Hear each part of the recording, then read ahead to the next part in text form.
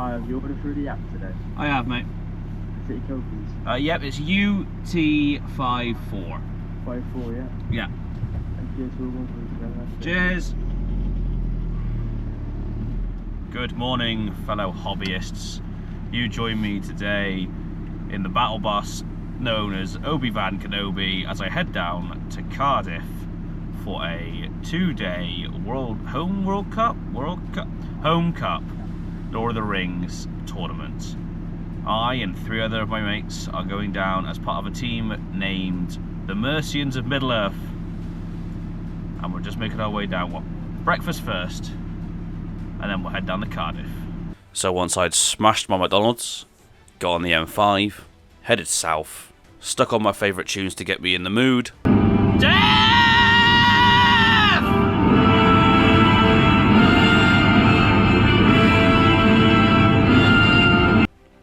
I eventually arrived at FireStorm Games in Cardiff. This place is massive. If you've not been there, it's worth just driving down there to have a look at the place. It's got loads of tables, a giant shop selling more than just tabletop stuff. It's got things like anime figures, board games, cards, all that kind of stuff. And as we were taking part in the Lord of the Rings tournament, at the same time there was a card game tournament happening on the bottom level. So as I said, I was there for the Home Nations Cup, hosted by the GBHL, or the Great British Hobbit League. This was a 2-day tournament playing 3 games a day, where teams of 4 would compete in each round to score the most amount of points over the weekend. It was quite interesting as a team event, so each team had a captain. I was our captain. In the Home Nations Cup, each round consisted of 3 tables, with there being 2 singles games and 1 doubles game. The singles games would be of 650 points a side, whilst the doubles game would be 800 points a side, with each player being 400 points. To decide who played on which board, the both captains would roll off, with the highest dice roll being nominated as Player A. Player A's captain would then get first pick of the boards and first pick of his team on who would be playing on it. Player B would then pick a player from his side to be their opponent, and then Player B would do the same by picking a board and a player for the Team A captain to choose an opponent for, leaving the last 2 of each team to play doubles on whichever board had been left. Once all the players and boards had been assigned, each round was 2 hours long. So let's have a little look at my list, and then we'll get into day 1, game 1. So my list then. Leading the army, we've got Aragorn, King Elisar, and 4 Knights of Minas Tirith. They're pretty much my main hammer in this force. The idea is that he can use his 3 might each turn to move 15 and march across the board if he needs to cover ground fast, or he can call his moves and get a nice punch quick in as possible with the cavalry, and with their lances they get +1 to wound, providing they charge, which with Aragorn nearby, they should always be charging. And Aragorn riding around on his horse is obviously a giant beatstick due to the fact that he has Undril, Flame of the West, meaning that no matter what he fights against, he is always wounding it on a 4. Or, if he chooses to go two-handed, on a 3, which negates heroic defense, which I just think is disgusting and brilliant at the same time. He is by far the most expensive model on my list at around 220 points, I think he is, a bit more than that. Next up, we have got Cirion and 8 Warriors of Minas Tirith, all armed with shield and spear, and a Citadel Guard, because I had one. This is mainly just to make up some numbers in the list, because it was going to be quite low otherwise. And the Warriors have also got the benefit of shield wall, so as long as they're touching 2 other models, so 3 in contact basically, they get +1 to their defense. And the spears obviously mean that no matter where I put them, they can always help each other out and fight through the ranks. Cirion's also quite capable as a captain, with 3 might on the table, just brings up a bit more. He's only strength 4, but he has got a nice rule that if he faces anything with terror, he gets +2 courage, which combined with Minas Tirith's +1 courage for being Minas Tirith, will make him quite strong against anything that causes terror or anything with Blades the Dead. With strength 4, he should be able to carve up some basic troop units, and in general just hold the line a little bit. He's got a decent fight value for his profile, and he can strike if needed. Next up, we've got a Knight of the White Tower. He's bringing along 8 Guards of the Fountain Court, all armed with shields. All the models in this unit, except for the leader, have got the bodyguard rule, so as long as Aragorn is alive, they never need to take courage tests. This means that I can charge things like Cave Trolls, the Witch King, even Mummakill, without having to roll for it, which for me is huge. And then finally, bringing in some ranged, and also quite possibly the second biggest punch in my list, is a Bolt Thrower. With the paid upgrade for Swift Reload, meaning I can roll 2d6 at the start of the shooting phase, pick the highest number, and use that for the number of shots. It's Strength 7, which in Lord of the Rings I find really powerful. It means I'm wounding most things on 3s, if not 4s. In a game where you're usually wounding most things on 5s, that's really good, I find. So this is my 600 point list. At 400 points in doubles, my list is just Aragorn King Elisar on horse, 4 Knights of Minas Tirith, 3 Guards of the Fountain Court, and a Bolt Thrower. So in doubles I have not got many numbers at all, but I do have 2 very large damage output models that give me some benefit on the board, and thankfully my teammates bring the numbers in doubles so that I'm not going to get overwhelmed straight away. Game 1. We are playing Oxgiliath Wales, and after me and their captain Tom have finished rolling dice and picking tables, I'm playing doubles with my teammate Rich against Tom and his teammate Sheppy. Rich has also brought Minas Tirith with a list that includes another Bolt Thrower, Madril, a bunch of Rangers, Warriors of Minas Tirith, a couple of Knights, and some Fountain Court Guard. He has also got Ingold, who has got a cool rule that even if he or anyone within 3 inches of him loses a fight, they can never be pushed back, making him an ideal character for holding choke points and holding the line. Tom has brought Khazad Dwarves with a King's Champion and his Bannerman, as well as other heroes and a mixture of warriors, whereas Sheppy has brought Rivendell, led by Elrond on horseback, a few knights, a lot of spearmen, and a couple of bows. The game is Fog of War, requiring each team to select one of their heroes that is not their army leader to keep alive, an opponent's hero that is not their army leader to kill, and a terrain piece on their opponent's side of the board to be standing next to and controlling at the end of the game. Neither side tells the other side what their choices are until the end of the game when points are scored. Me and Rich chose to keep Madril alive as we didn't have any intention of him getting anywhere near a fight, and since they didn't have many archers on the table, we felt quite confident that he could be kept safe until the end of the game. We nominated to kill the King's Champion's Bannermen with the red flag. As the King's Champion has got 2 Bannermen, one was red, one was green, we had to choose one of them, so we chose the red one. And as for terrain piece, we chose this lava pool at the bottom right here of the screen. At the end of the game, Tom and Sheppy told us that they'd chosen to keep the King's Champion alive, kill Ingold, and secure this ruin in the bottom left of the screen here. With all that set up, it was time to get on with the game. In deployment, Tom and Sheppy castled up with the dwarves going in front of the elves as they have a higher defense value and try and negate some of the bolts that were going to be thrown their way by our bolt throwers.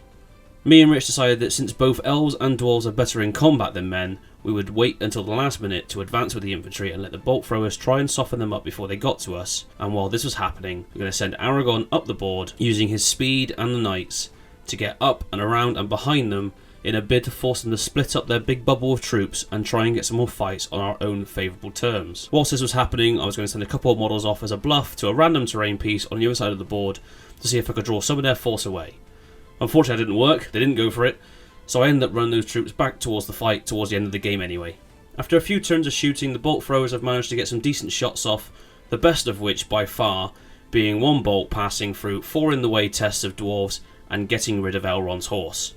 With this gone, Aragorn was free to move around and get stuck in. However, this happened a little bit too late in the game to have the most impact, and although he did destroy everything he touched, by the time the round ended and the game finished, he hadn't achieved all that he had set out to. In the last round we managed to get rid of the King's Champion's banner, but it wasn't the one we set out and declared on, as we couldn't get Aragorn to him in time.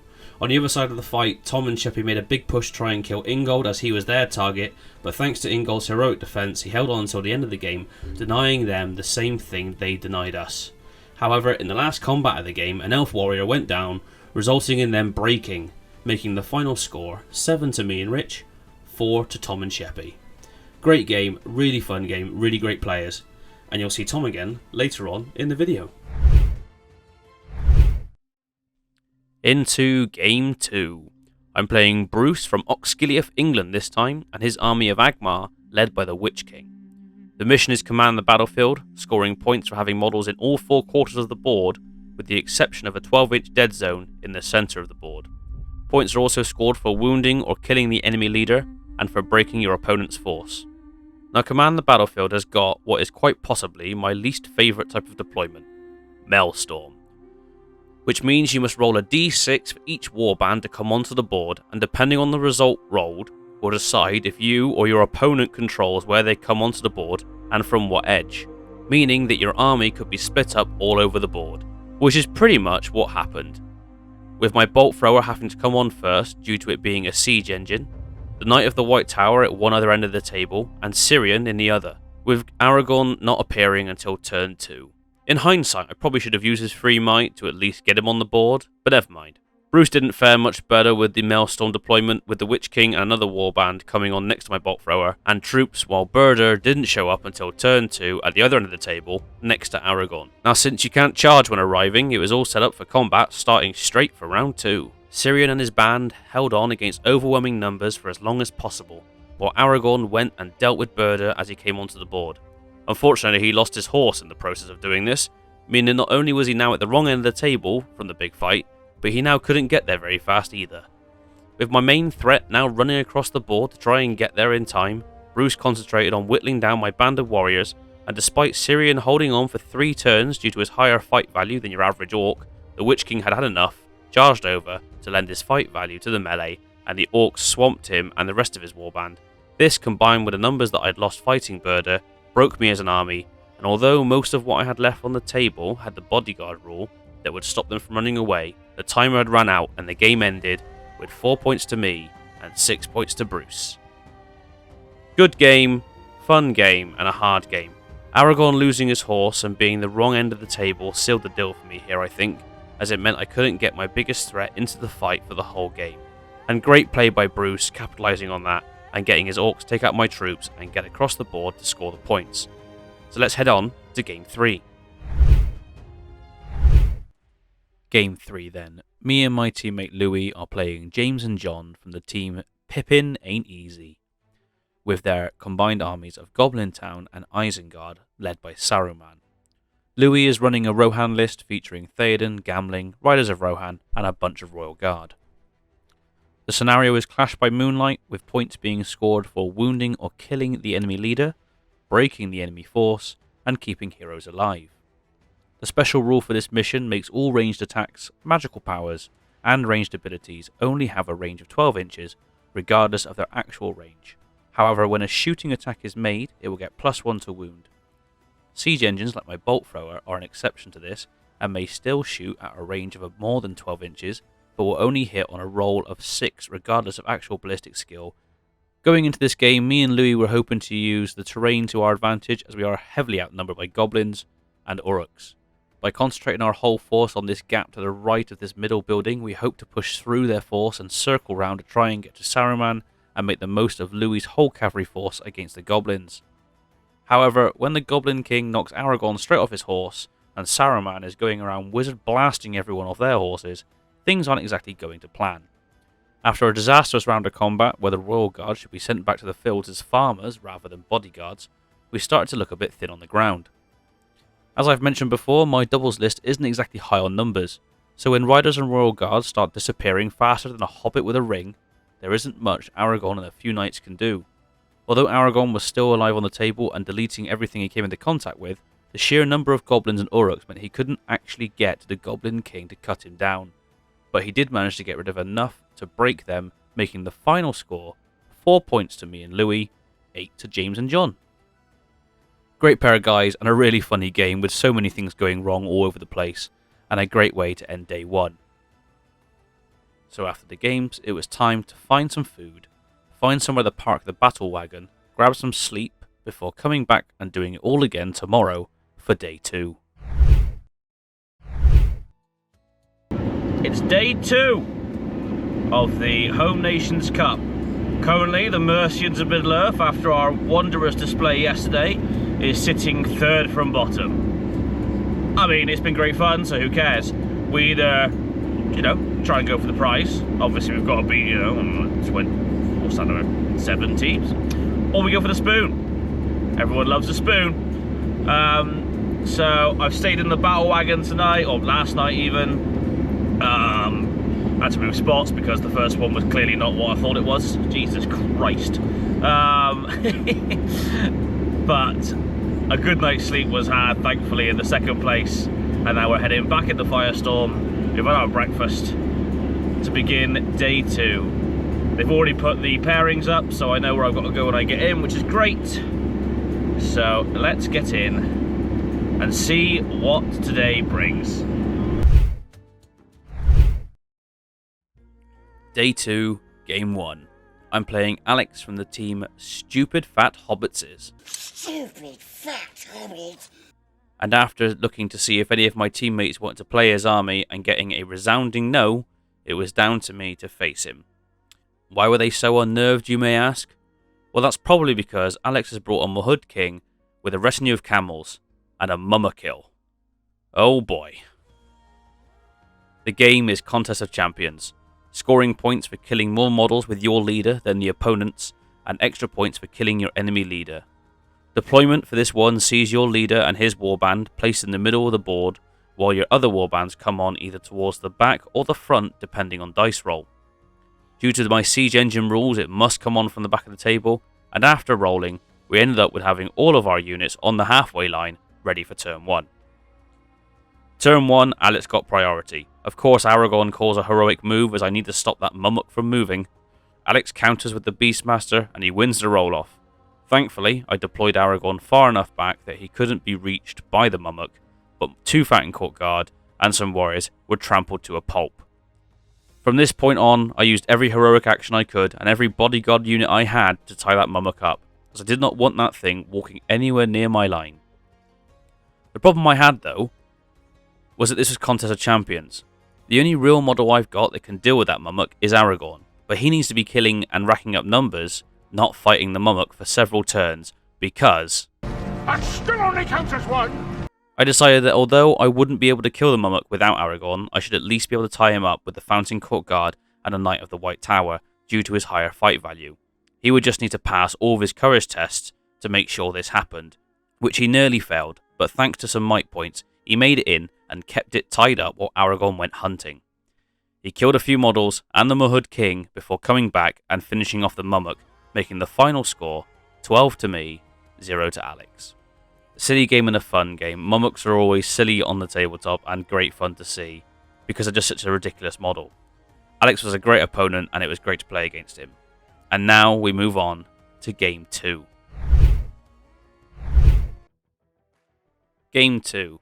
I'm back in a doubles game with Rich as we take on Simon and Steve from the team An Army Sort of Worthy of Mordor. So I've gone from facing a mummock to now facing a great beast of Gorgoroth. It's like a mini mummock. Simon and Steve have got a combined army of Mordor and Isengard led by Lurtz, and we are playing Destroy the Supplies, with points being scored for destroying your opponent's supply markers, wounding or killing the enemy leader, breaking the enemy, and keeping any banners in the army alive. Much like the last game, I didn't want that great beast getting anywhere near my line.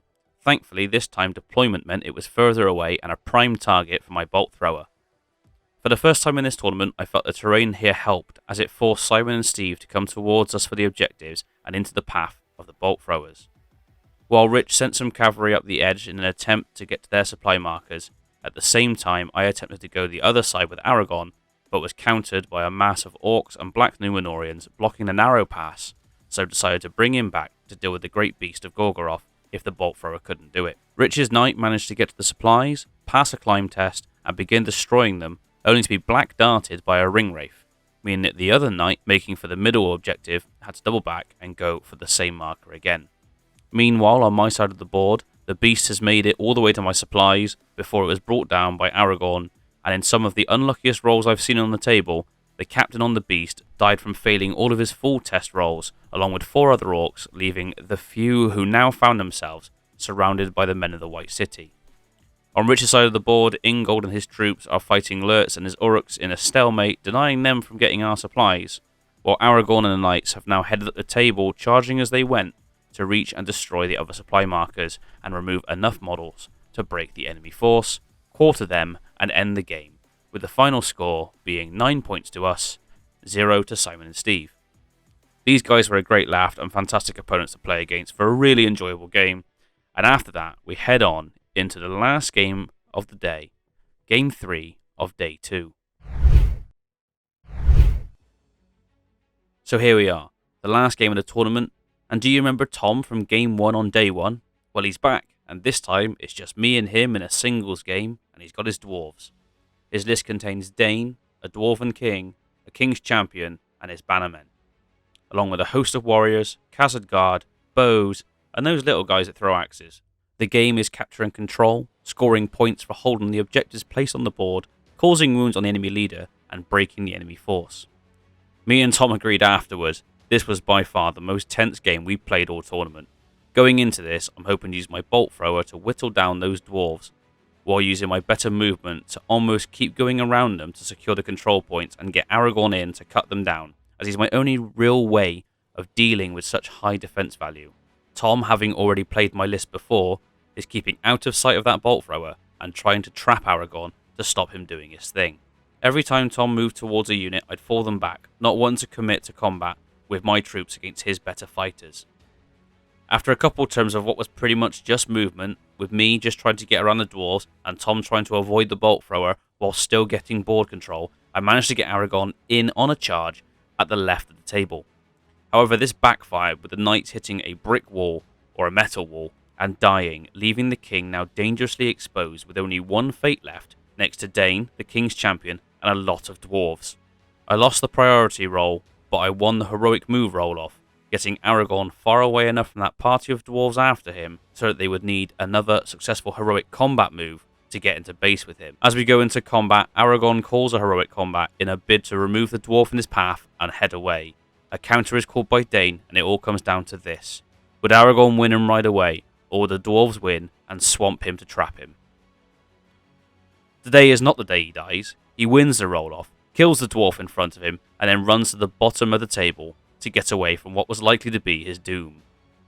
But in doing so, he kills enough to break Tom's force, and a 1 is rolled at the end of the turn, meaning the game will end, with the final scores being 5 points to me, 6 points to Tom. What an incredible and a tense matchup. Tom was a great opponent, and at no point did either of us think that we had it in the bag, and it came right down to the wire, thus bringing an end to the tournament. After all the points have been calculated, the Mercians of Middle-earth came in 8th out of 12, having had a great weekend and fun all round. Rich from the Mercians even won most sporting. Well done, Rich. A big thank you to Matt, Jack and the team for putting on and running the event, FireStorm Games for having us there, and all the teams that took part for making it such a fun weekend. Well, that's about it from me. If you liked this video, please consider leaving a like or a comment below and subscribing to the channel. Until the next time, thank you for watching, take care, and we'll see you again. Goodbye.